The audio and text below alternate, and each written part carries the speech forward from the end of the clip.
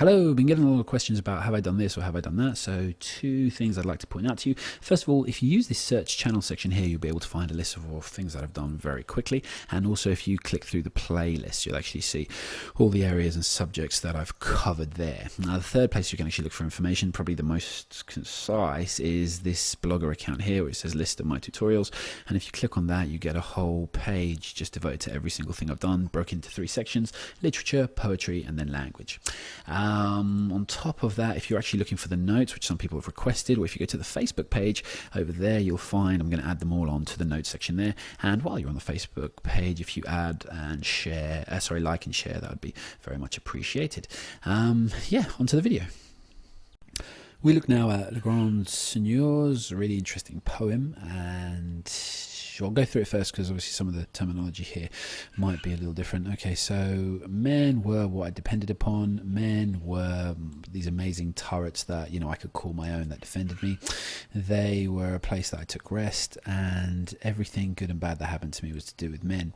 They tried to get my attention by showing off, and they tried to sing to me, and they used to actually try and walk around looking really good. Men entertained me. Men did whatever I said, whatever I wanted.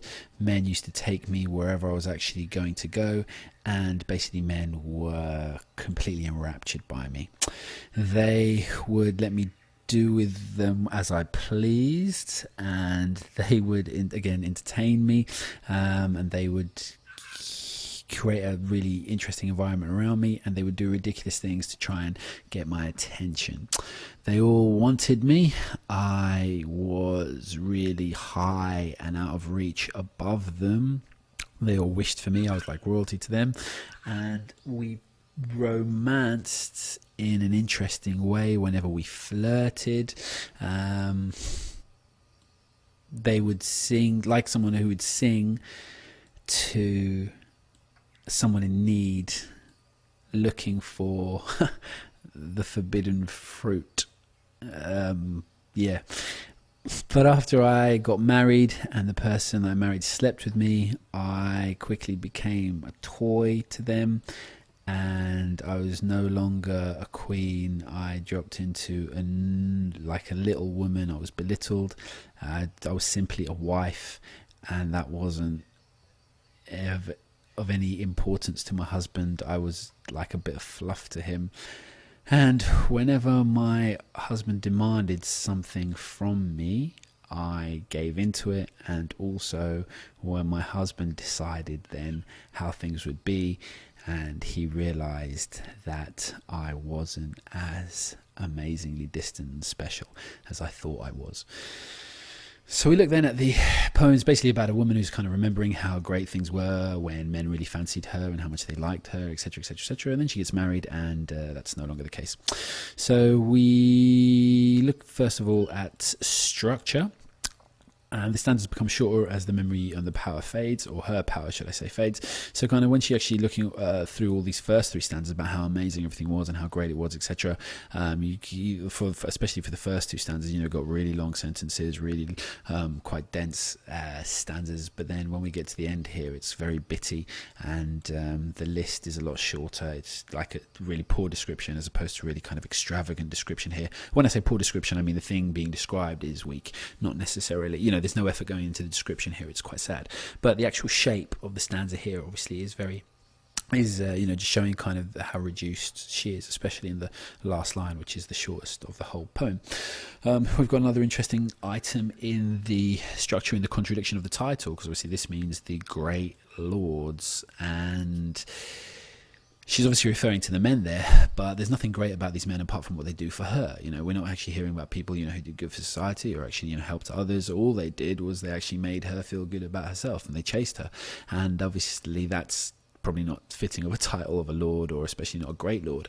So there's a bit of a contradiction, because obviously she's just looking at herself there, and obviously one of them, we presume, has married her and actually ended up treating her like crap. So maybe she's actually using it ironically, saying, she perhaps thinking that any one of these men would have ultimately did that to her, and it's actually just the distance that she would have had that would have been better for her. So again, the contradiction in the fact that there aren't any great men here, because her husband's obviously great lords here, because obviously her husband's ended up treating her like crap, is Quite evident. Another point then, we've got 3 stanzas where she has control and 1 flips very quickly. So that's a really interesting structure of the device. She sets all this up really in kind of a fantastical fashion, which makes it really impressive. And we kind of go along with her memory, whether it's delusion or not, we can discuss in a minute. And then in one line she flips the whole sentence, flips the whole feel that we have in this one line. It's but after I was wedded and bedded, after I got married and that night that person slept with me, I just simply became a toy. And basically she just talks about her reduced position. Obviously the contradiction there, or the change from being a queen and out of reach to just being something that can be easily discarded, is obviously quite strong. Obviously they come within the stanza of each other, but just being able to do it there in one line is very powerful. And another important structural idea while we're actually here is the interjection of brackets here, because we've got the enjambment, which kind of I became, and then we kind of pause for a second, and as if the reader's kind of, or the listener, sorry, is taking it in shock. And then she says, yes, overnight you wouldn't believe how quickly my life changed, or my appearance in other people's eyes changed, and I became a toy. And so obviously that the speed at which that's done is actually quite powerful, and the use of brackets there makes it really interesting, because again she kind of injects a different pace into that line. So what is this about then? Well, one of the things about playing games, there's actually 2 ways we can look at playing games. Obviously, she's actually enjoying this here. She doesn't want any of these men at that point. She's just trying to toy with them and watch how much they're going to get their attention. So she's playing games with them, in effect. And obviously the idea of call my bluff, or blind man's bluff, kind of a game where you call someone out on something, when they're actually when they're lying to you, obviously bluffing to you. So here we have the husband actually playing that game with her, and the game that she was playing isn't just the one where she was actually trying to lead everyone on. The game she's playing is the facade of pretending to be something that she's not. She's not a queen at all, and she is found out by her husband, and then he treats her as such. She's just a normal human being like the rest of us, with her pros and cons. And even though she fancies herself here as something spectacular, she's not in any way, and the husband finds that out. So that's the other reference to the playing games there. One other meaning that we can pick up here is whether or not the woman is deluded about all the powers that she had and about how she was actually regarded. We can actually see this in the fact that she says, I was their queen, and it's a short sentence, and actually just kind of put there to make she's trying to reinforce that over us. She wouldn't need to tell us how special she was. In terms of the reaction is enough to actually state it. But, she wants us to believe this because perhaps she needs to believe this. So perhaps she's delusional, perhaps she's a little bit old, perhaps she's kind of looking back on a marriage that wasn't happy, didn't work, etc. Or perhaps it can be seen as a piece of advice to people.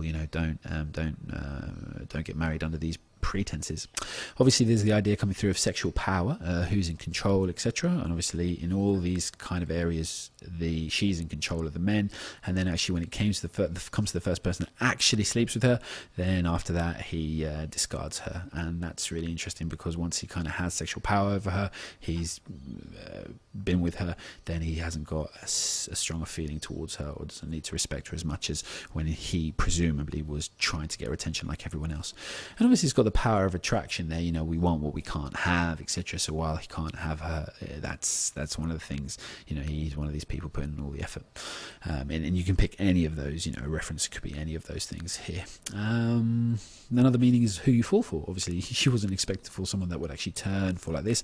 And then in leading onto that, actually, if you kind of maybe get married for the wrong reasons, just because you really like the way someone looks, or you really want to be I'm reminded actually of Marilyn Monroe when I think of this, but if you know anything about her, you can perhaps think about that. But it was something people perhaps said of her.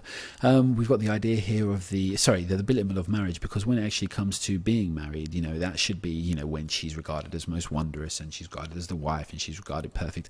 But the idea of a wife comes at the end of a list, near the end of a list of things where it's just kind of more and more degradations going on. She's just a toy first of all, so it could be a toy that you're interested in for like 5-10 minutes when you first get it, and then obviously you get bored of it, and then she just becomes a plaything, just something amongst many toys, and then she becomes a little woman as opposed to the queen that she was.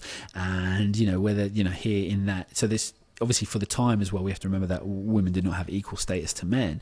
So to even be a belittled woman as well, a little woman, that would be even worse. And then she kind of lists being a wife. So in all the things she could actually be, she actually lifts it, just above being a bit of fluff. So marriage for her, was a terrible thing, etc.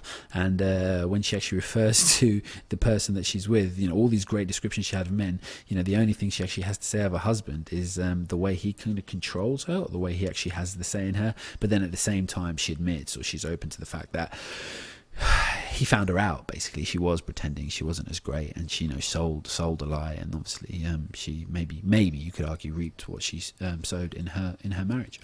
We've also got the meaning as well of being wanted, but now I'm looking at it, I'm thinking actually that's probably quite a link to the power of attraction, so we probably won't go into that too much. In fact, I'll just get rid of it. Apologies. We've also got the men. Sorry, move on to images. We've got the men trying to woo her, and this is kind of a really interesting idea here. We've got all the different ways in which it's happened. We've got the peacocks, obviously they're kind of probably just trying to show off with their beauty. You've got the cockadoos and the nightingales kind of singing, trying to make the sounds, and obviously you've got the strutting flamingos, and obviously they're a beautiful creature as well. But the idea here is that they're strutting, so it's their movement or what they're actually doing, trying to attract her rather than just being glorious to look at in and of themselves. Then we look at, obviously you can pick up lots more things like that. We've got as well the range of efforts. That's actually quite interesting. Men were actually there to entertain her. Men were performing seals, and I like this one here. Hurdy-gurdy monkey men. So if you can think about it as like some kind of like modern day street performer or busker, but not like a kind of a cool one that can like jump through flames or swallow swords or something, but just kind of a little ridiculous one where there was a guy who had a monkey on his back, banging a drum or something, and he would have been playing the harmonica, just something kind of more ridiculous novelty than any kind of skilled demonstration. So again, like these people were trying to get her attention. So the range of efforts, it's kind of a whole world going on around her. But remember, we don't know how delusional it is, and obviously kind of keep referring back to that to just show that you're intertwining your ideas.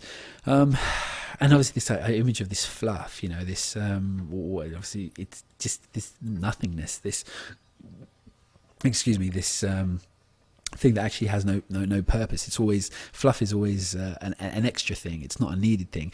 So you might have fluff that comes out of a duvet or comes out of a pillow, etc., or some orifice of your body. But the idea is just like, it's just something not wanted. It's something discarded, and that is very demeaning for her, especially in what she actually held herself in her own estimation as a queen, and then she just becomes the ultimate nothingness, which is obviously a great contrast. And obviously the word fluff itself is kind of very empty and kind of a very light word, which emphasizes that.